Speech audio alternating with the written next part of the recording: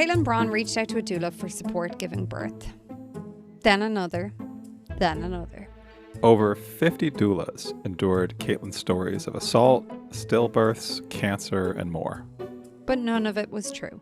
We're doing a recap of The Con, Kaitlyn's baby, on this episode of So Much Crime, So Little Time.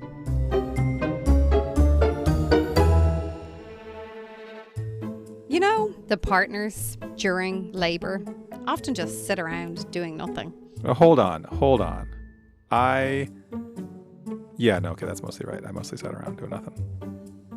But what they could be doing with their time is going on to patreon.com/so much crime, so little time. And there they would find early release episodes, longer time machines, which of course their partner, make sure that they're clear on this, may want to hear during active labour. It might bring them some solace. Not this particular podcast. Don't play this one for them, but any of the other ones. Outtakes and ice chips. That's what people usually want in labor. Just some good vibes, some witty banter, and then also Jeff is there. Wow. Because you're not involved in the witty banter. Did you get it? Oh, that hurt. Love when I have to explain it to you. So yeah. And then also postpartum big t-shirt vibes, maybe a cap. That's what you want.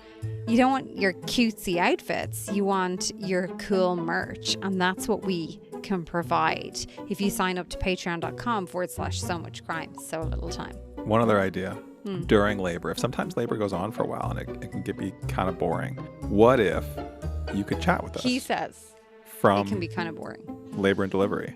Like, we're just hanging out. We'd love to chat with you. That's an option too. No, not good. Not a good contribution.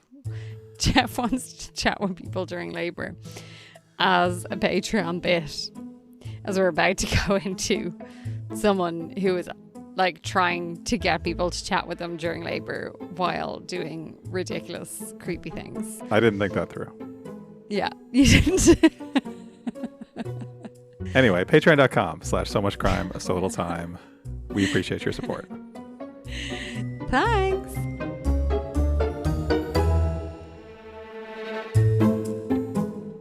Welcome to So Much Crime, So Little Time. I'm Dee.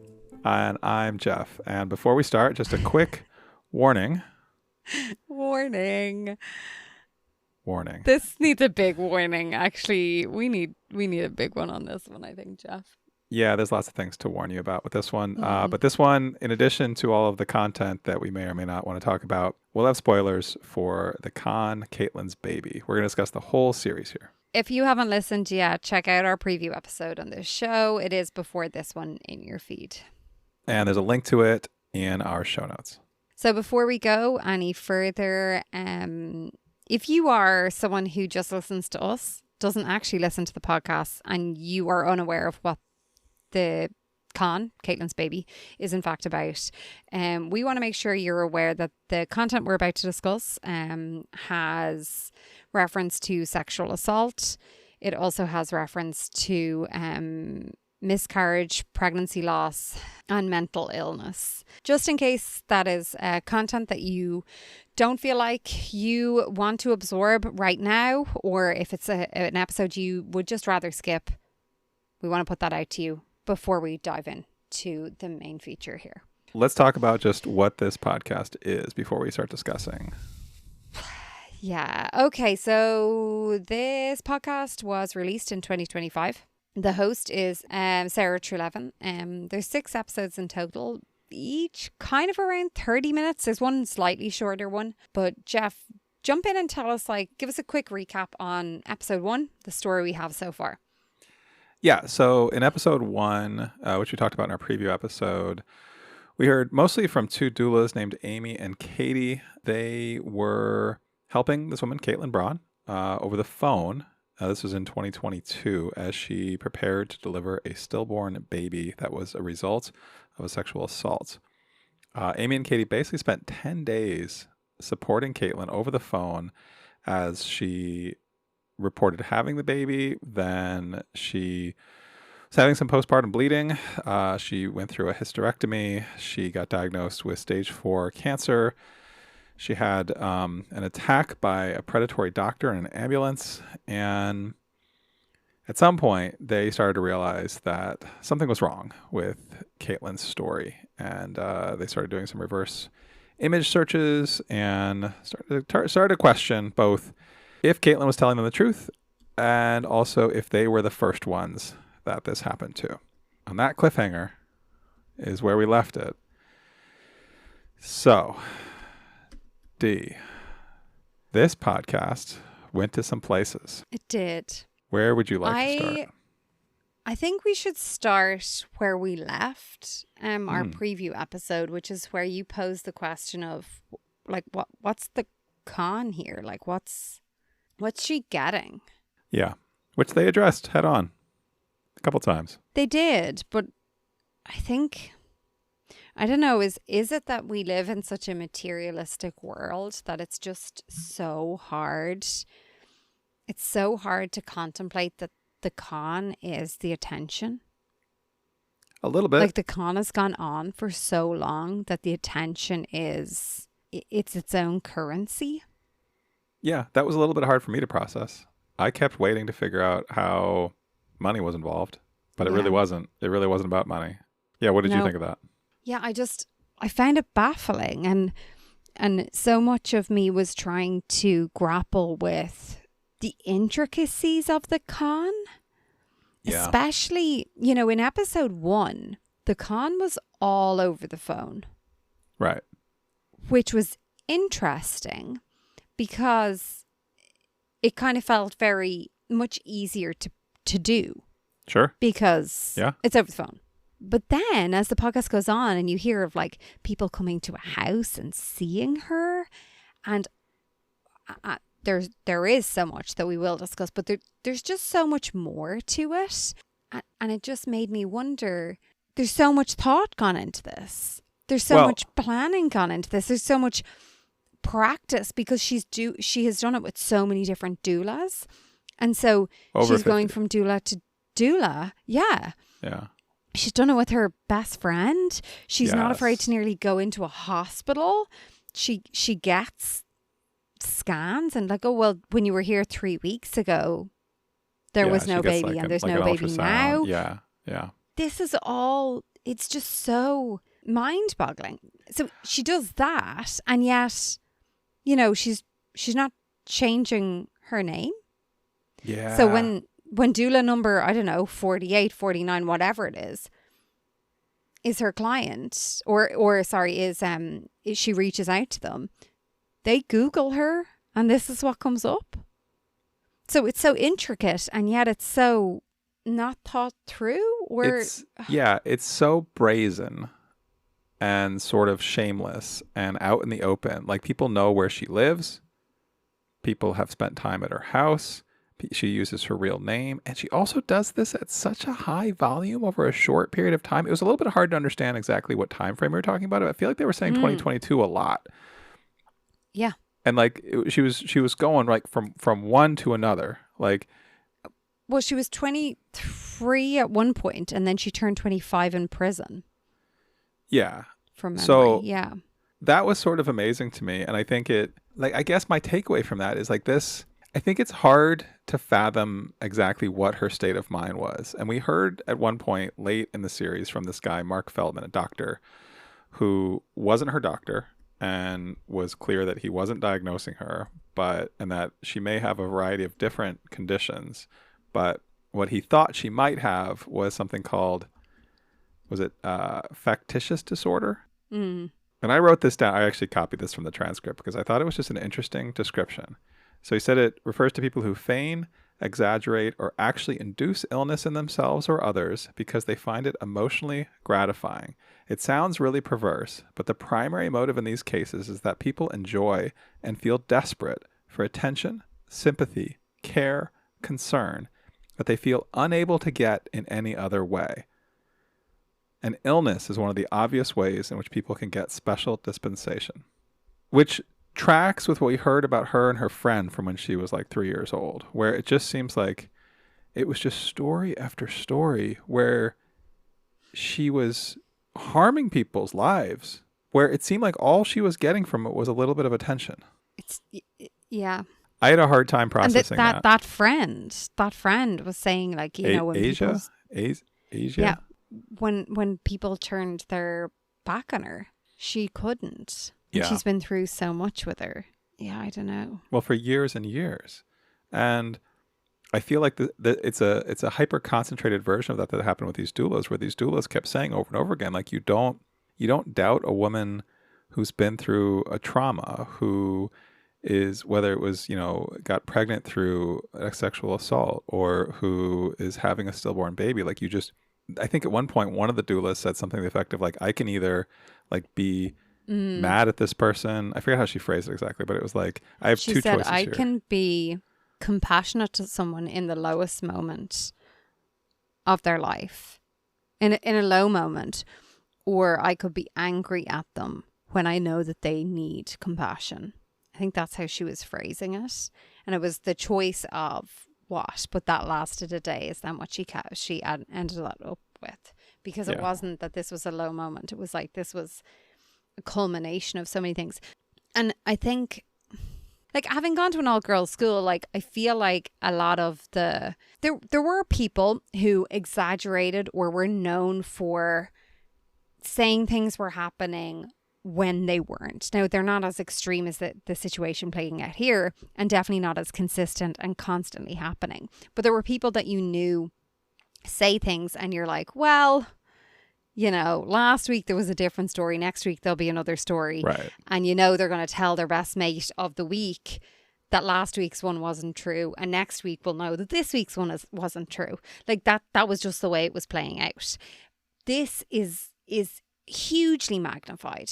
How different is this from, I'm trying to remember the exact details of the story, but remember when we covered Hysterical? Mm-hmm. About the girls in that high school in New York. And like they thought they were sick. Mm. And like, I mean, there's stories of, I mean, that podcast talked about that. Like there's stories of that throughout history of people sort of almost like willing themselves to be something that they, for various reasons. Like the Crucible example or whatever. I think to talk about the podcast here and kind of the way it went about this story for a second, I think what I really appreciated here was how the people we heard from most were the doulas. Yes. They spoke to how this affected them, what their lives were like, what their experience was like, how this triggered their own personal traumas in them, how it affected their ability to do their job going forward, how it fractured that trust that they may have in clients, how it profoundly impacted them, and at what scale. And I thought that was like, for such a short podcast, this is a very short podcast, and kudos to the CBC. CBC puts out some short podcasts. Well, they are concise. They use less words, but they tell their story. They tell it well. I really respect that. Also, can we clarify? We didn't hear a huge amount from the host. She was very present, but she wasn't like, her personality wasn't very present. I thought she did a very good job of letting the doulas speak, and she would sort of annotate, but in a very unobtrusive way. Like she almost just blended into the background. I felt like that. I really felt like it was the doulas telling the story. And I think that's really important here. I actually, one thing, a criticism of my own, not of the podcasts, was at very early on, I think it might have been episode 2 or maybe 3, I started to question the inclusion of some of the more like sexual components of the stories that the doula spoke about, because the podcast stated that she was never charged. So it was never in court. It was never held up as like fact. That's not what happened. So I was like, oh, well, I don't know whether these should be brought in. And then as the podcast went on and as the sentencing came in, I was a fucking idiot, because obviously the courts aren't going to give credence to a woman, the impact on a woman when another woman has this kind of indirect sexual assault on someone. And then I was annoyed at myself, because of course they had to include that, because that was such an integral part of this. Yes. It was huge, especially when so many of the doulas had opened up about being survivors of sexual assault. Yes. Like, that part out of anything else was, I don't know, maybe the most mind-boggling isn't enough. Like it was the most insert words. Like it's so hard to understand. Like if Kaitlyn wants attention, why is she doing this to someone and saying to someone that I went through this thing? It's so manipulative. So manipulative.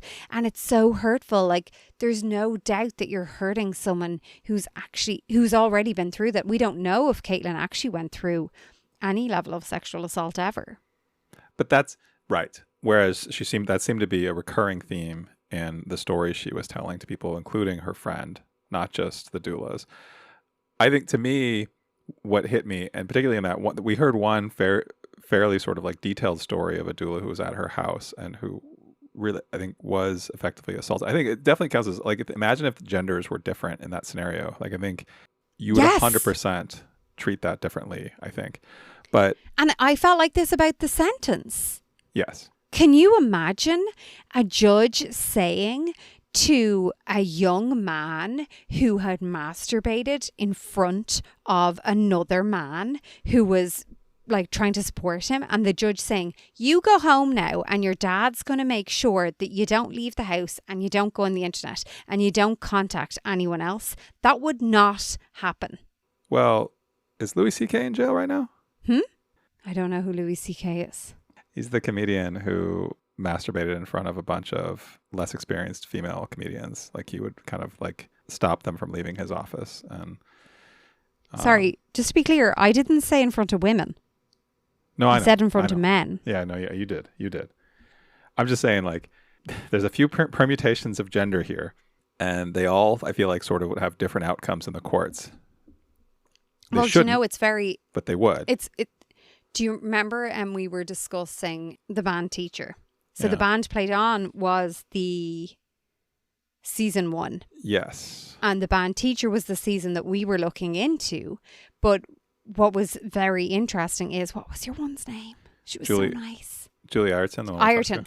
Yeah, Julie. Julie Ireton, the host that we had interviewed, we were talking at length about like the sexism that was involved there, because in season 1, the difference in the actual physical acts that were performed on minors in both cases, from a teacher to a pupil, was very different. You know, when it was the male teacher to the female pupil, there was sex involved, and yet there was no conviction because they couldn't convince, like, there was no actual abuse as such.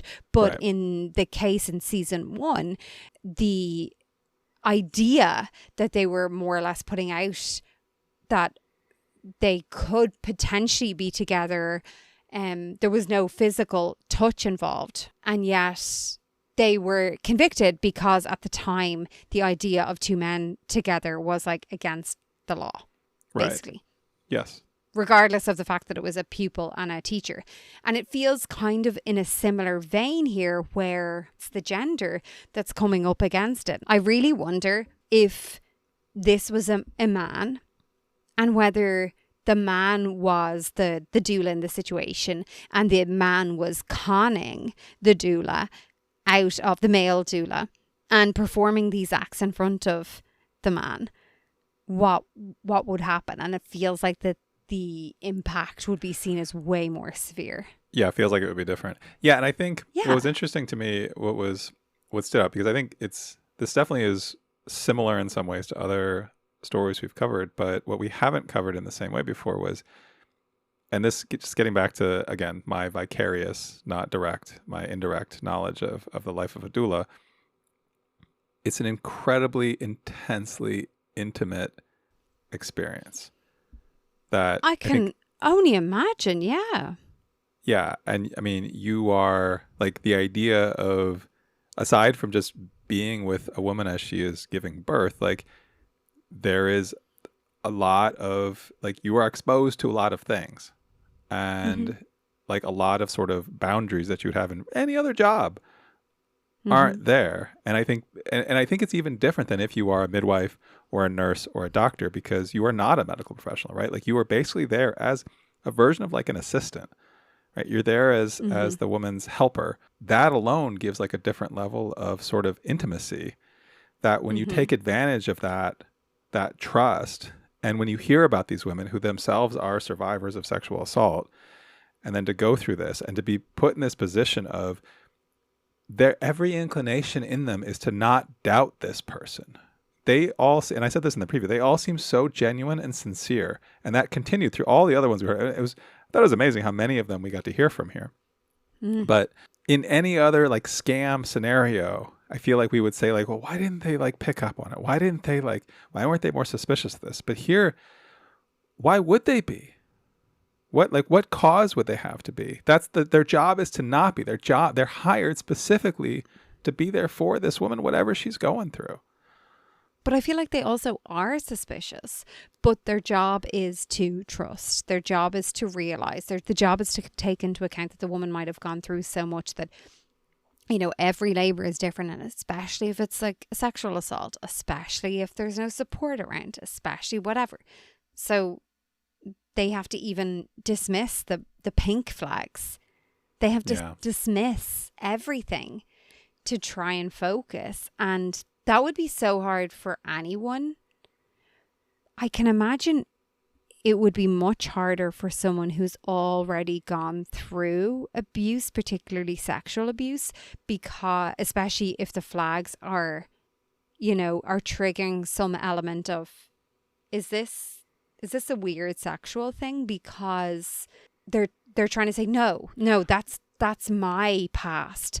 That's my trauma. Right. Yes. And then to realize that it actually wasn't. And then it's like, well, how do I deal with that in the future if there's another client?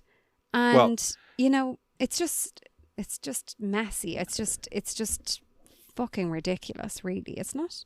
It is. But I think it's even more so because of the dynamic where, like, think about your job. All right. You go to work, whatever your job is. 5%, I made that number up. Most jobs, you go to work, and if there's something weird, there's other people to sort of get a sense of like, is this weird? Is this wrong? Yeah. Here, it's you and your client alone in her home. And sometimes for the first time, you're meeting them. Yes. And I know there's some jobs where like that is the job, to go into someone's home and you're kind of in a one-on-one situation. But I feel like most jobs, that's not the situation. But like in this job, that is, and it's at a particularly like unusual, vulnerable, weird moment in people's lives where weird stuff happens. And so that's like just a part of the job, right? Like a part of the job is, this is sometimes just bonkers, what happens during births. And there's no one that, like, that was the thing when the woman was catching on to it while she was at Kaitlyn's house, of like, she went and looked on her phone and she's like, okay, now what do I do? I'm here alone in this house with this woman who I'm pretty sure is lying. There's no one to talk to. There's no other, well, although apparently her mother was there some of the time, which. Okay. We should talk about that. Well, we should. Because, first of all, her mother was there, which we need to talk about. But second of all, she was handed over to her mother as part of the sentence. And I don't understand that. She is a grown-ass adult. This is not a teenager. So, why would your mother be put... Yeah. So, she's an adult. So, why would your mother be put in charge of you? Well, it's house arrest. So... Yeah, but you can be on house arrest alone. I thought it said in it that she was put on house arrest in her mother's home, and her mother was tasked with making sure that she didn't go on the internet, that she didn't engage with any of this. Yeah, she got 2 years house arrest, 3 years probation, and lots of therapy. But the house arrest stipulated that she would have to live with her mother, and that her mother would be responsible for making sure that she adhered to the rules set out by the judge. I'm reading from the transcript. So the rules were staying off the internet, wearing a GPS tracker, and only leaving the house for things like seeing doctors and buying groceries. I suppose maybe we don't know. Maybe her mother had said, don't give her prison time. I will make sure. And maybe that's part of the whole thing. We don't know. We don't know. But Yeah. I think it's bonkers. But also, it turns out her mother was there for some of this. And it's like, what?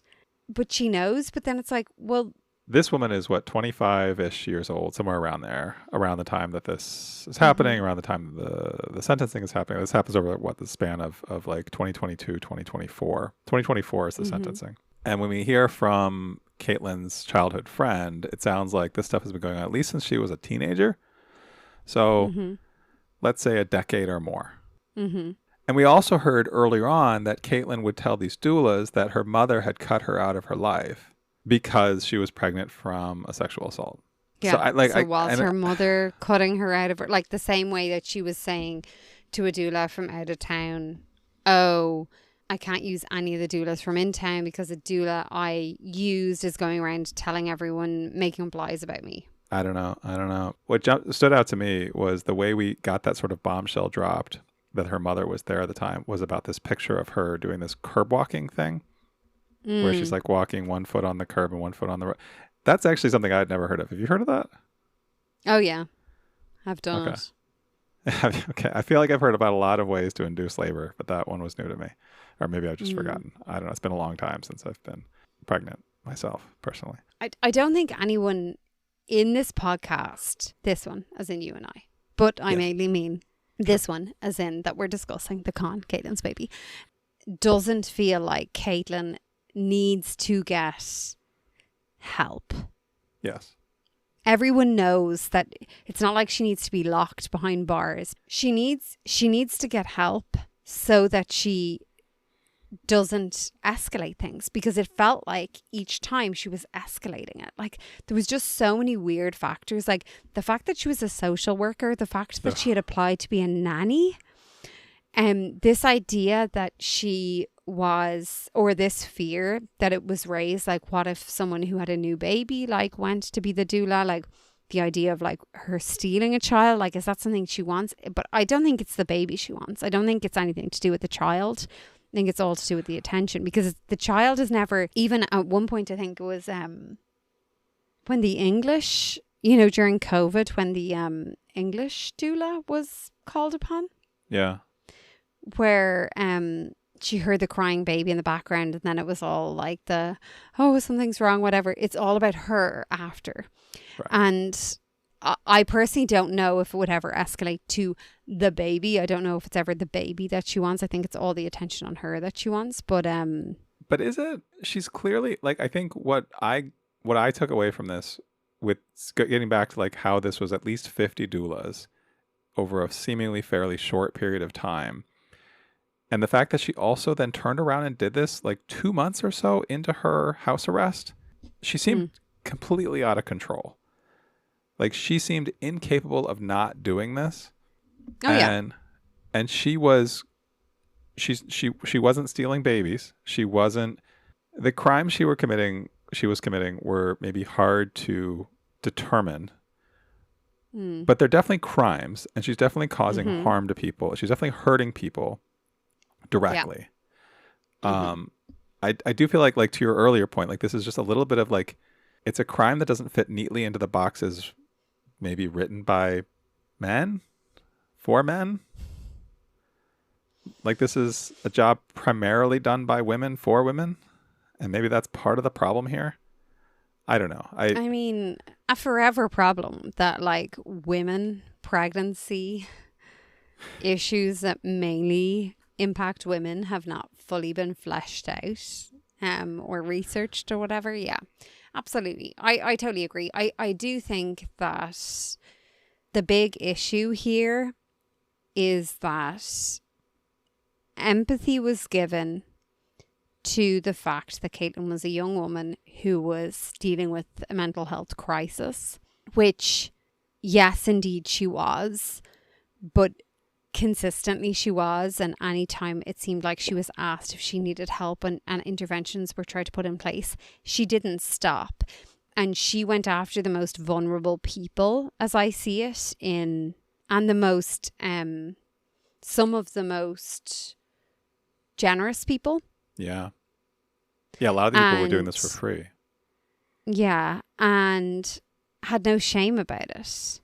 And I call bullshit on that, and I say, yes, we can say, okay, you're a young woman and you're going through all this. Yeah, of course. And of course she needs help. She can get that help behind bars.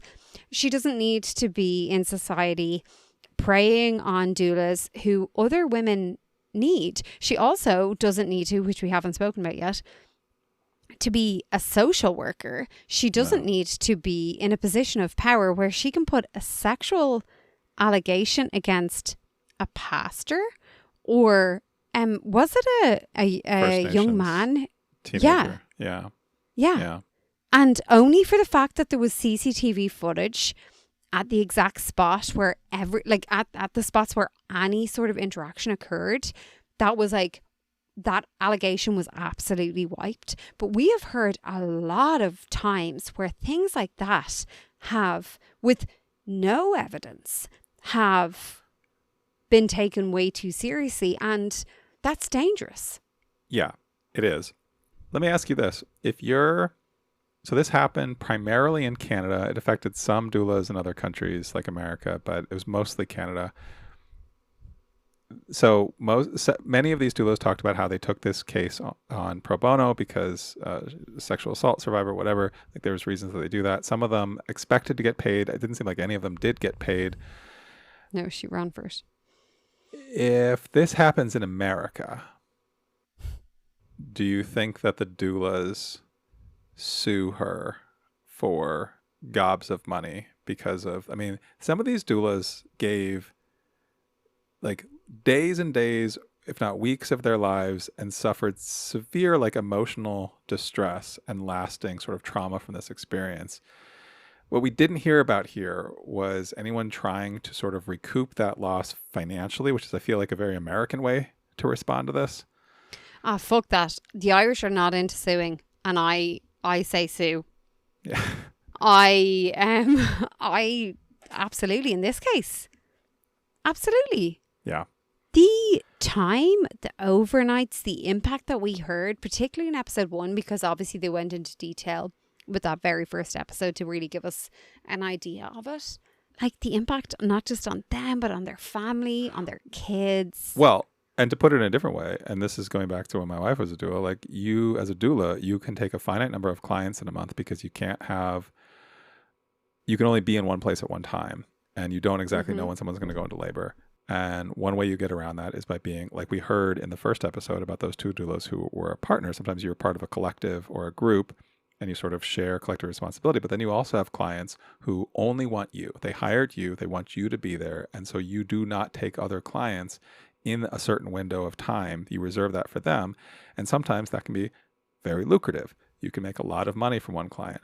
But when you take a pro bono case, you essentially sacrifice other revenue you could have made in a job where it can be hard to make money. It can be hard to be profitable, especially relative to like how exhausting it's. Like when you think about some of these women spending like 5, 6, 7, 10 days without sleep, without caring for themselves, you don't just turn right around that next day and take on a new client. You need a recovery period that may take weeks.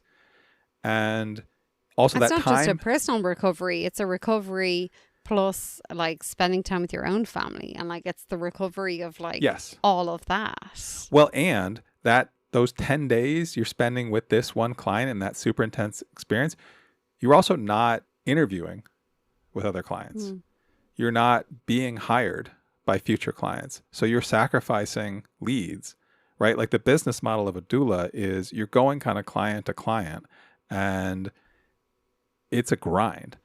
And this type of thing can throw, I feel like, your whole year off. Like it can screw up your whole business. It's not just about those couple of days you spend with her. I think this podcast didn't really address that, but that's like that from my knowledge of this business, like it's a tough business. And we heard about the toll it took on some of these women, but these are also business women, right? Like they run businesses and they're trying to make a living at this. And this is a hard job. That's my soapbox on the doula business. One side note, did you listen to the credits? 2 things from the credits. One, every episode, our host, Sarah, mentioned how she tried to get Kaitlyn to participate in this. And Kaitlyn made it clear she didn't want to participate, which I thought was interesting. I'm glad they include that in every episode. because I did wonder if she was ever going to show up. The other thing in the credits, there was a name of They also, they said she made it very clear, I feel like is how they phrased it, that she didn't want to be. So it's not as if like she hasn't contacted us. No, it sounds like she's been in contact. Like, yeah. The other person who was named in the credits, I don't know if you picked up on this, was Kathleen Goldhar. Oh. Yes. Who, do you remember where we know her from? Recently. CBC. Yeah. The No Good, Terribly Kind, Wonderful Lives and Tragic Deaths of Barry and Honey Sherman. She was the host of that. So she was a writer on this. It sounds like she was very involved behind the scenes, although she was never actually on. She did a great job here. We weren't huge fans of the Barry and Honey Sherman story, but this was a very different podcast, a very different story, very different story. But CBC, it's only so many people. I don't know. We've heard a lot of CBC podcasts and not a lot of the same people twice. No. You have reviews? What's your take on what you think the reviews are going to be like? I feel like when we first heard about this, it was getting a lot of buzz when it came out, which was earlier this year. I would expect people really liked this. So your thinking is that they're generally positive? I thought so until you said it like that. Okay. So we've one whose title relates to another scam podcast we talked about, which says, if you thought Scamanda was wild, listen to The Con, Kaitlyn's Baby. Scamanda. And basically says, I've just listened, I finished it within 48 hours is what it says. It really borders on criminal activity. Borders it's kind of, it shows how far mental illness can go. This is what the original podcast or poster says, and what we can convince of ourselves of the people that we hurt in the process. And then someone, Miles Peranza, I've got a couple that I want to read out. Miles Peranza just is it is criminal activity. She's in prison. It's also some kind of addiction, but unlike most addictions, it seems to thrive on malicious abuse of other people.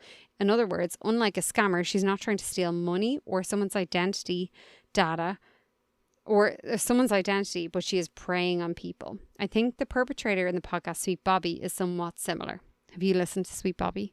I feel like I maybe did. I definitely know of it. I feel like I told you about it before we started this podcast. That sounds right. Yeah, that sounds right. And then there's talk about the disorder. There's also talk of some other podcasts that also delve into the story. One was Something Was Wrong podcast. Apparently there's a 7-part series. It's season 18.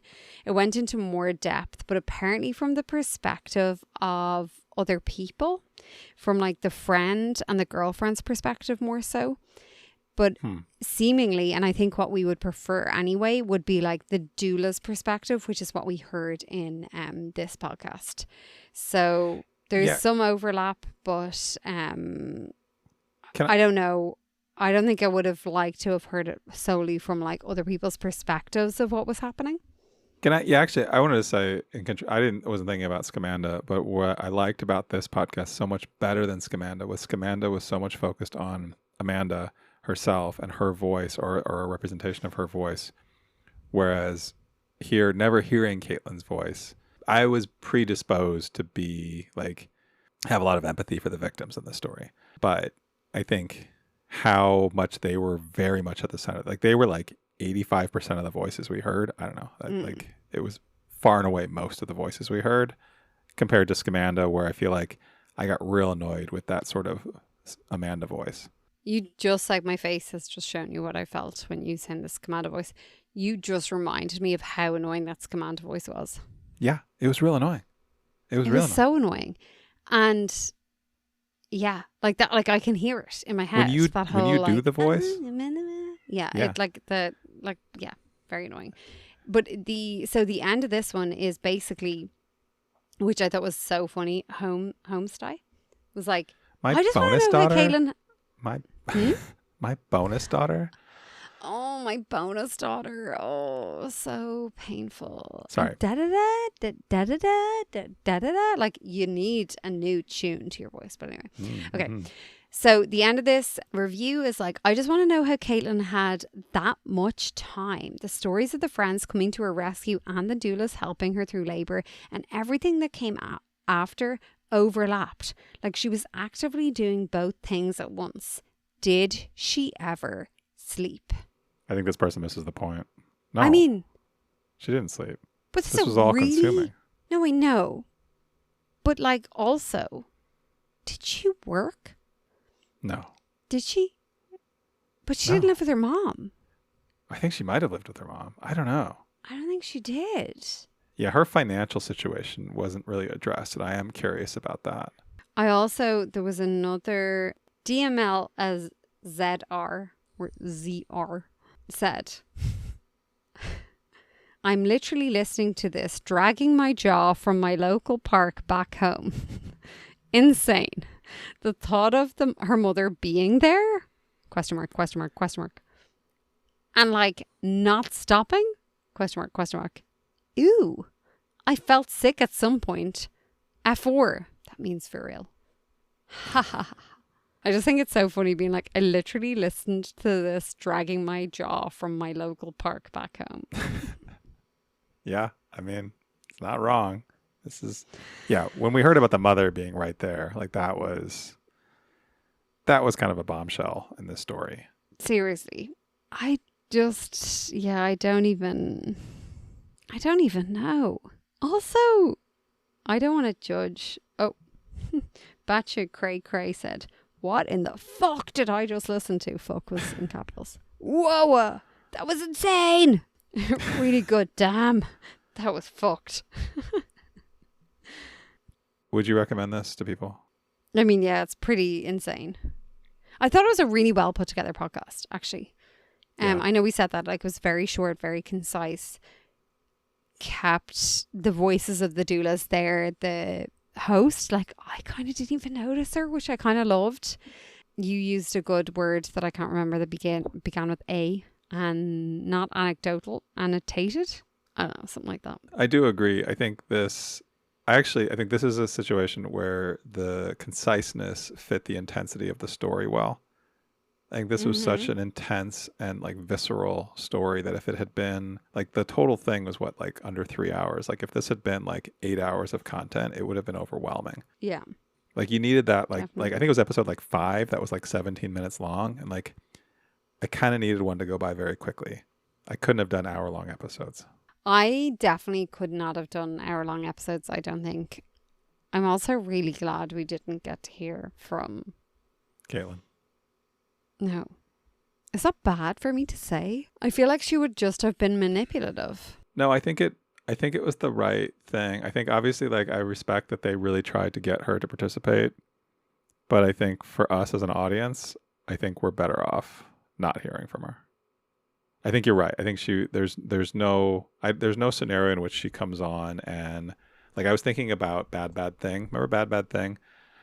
Where we heard from the husband and I think we questioned, this was the Jennair and Meredith thing, and they were both dead. And the only person to talk to was the husband, Mark. I think Mark was his name. And we were like, well, like we're getting the version of the story that he tells because he's the one who's still alive. And I think there's a different version of that here where it's like, well, if we were to hear from Kaitlyn, she would probably refute a lot of what happened. She would call into question some of the doula stories. And I just don't think this is the place for that. Yep. Are you recommending it to a friend? Oh yeah, for sure. For sure. I think this is, I mean, I've recommended it to my wife. I think this is a very well-made podcast. I agree with what you said. I think the construction of it, the story is so unique. It is intense. It is a lot, but I would definitely recommend this. That's good.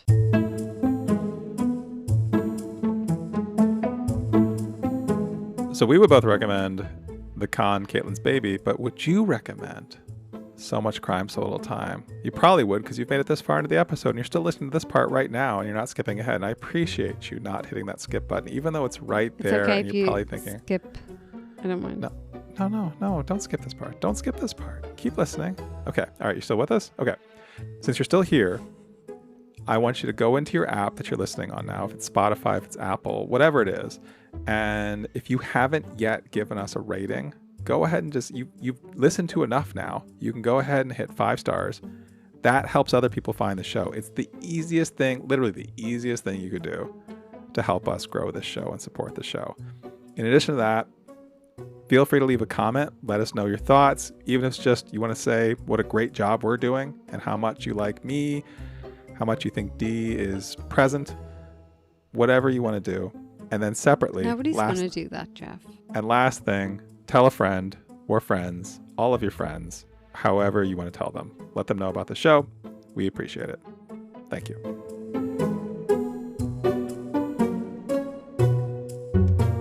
All right, Dee, next time, we're going to cover a podcast that was recommended by a past guest on the show. Do you remember when Chris Mancini came on to talk to us about The Doodler?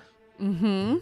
I do indeed. Chris has recommended a couple of things to us, and one of them is this podcast that I've also seen recommended other places. And I was like, oh, well, if it's good enough for the internets and good enough for Chris, then we should cover it. So we're going to a remote town called Ketchikan, Alaska. Have you ever been there? No, I haven't been to Alaska. It's on the list. All right. Well, one day, a beloved doctor was found dead in his home. And at first, the investigators thought he either had a heart attack or maybe it was suicide. But then police take a closer look at the scene, and there's some weird clues, and they start to think maybe he was murdered. Ooh. Ketchikan police are going to uncover a secret romance, theft of hundreds of thousands of dollars in property, and a suspicious character with ties to the porn industry. This is Cold-Blooded Mystery in Alaska. That's on the next So Much Crime. So Little Time.